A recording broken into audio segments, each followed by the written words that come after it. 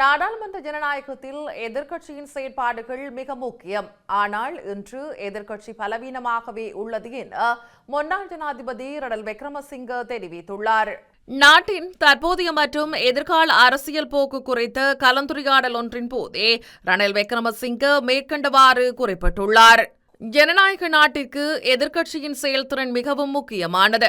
ஆனால் எதிர்காலத்தில் கட்சி அரசியல் தோல்வியடைந்து தனிநபர்களை சுற்றியே அரசியல் தீர்மானிக்கப்படும்.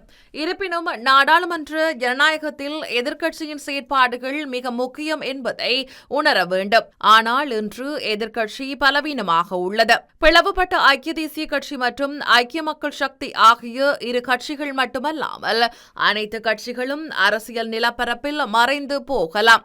இலங்கையில் மட்டுமல்ல, முழு உலகிலும் தனிநபரை சார்ந்த அரசியல் உருவாகி வருகிறது. உலகெங்கிலும் கட்சி கட்டமைப்புகளை விட தனிநபர்களின் ஆளுமை மற்றும் செல்வாக்கை சுற்றியே அரசியல் முடிவுகள் எடுக்கப்படும் என அவர் மேலும் தெரிவித்தார்.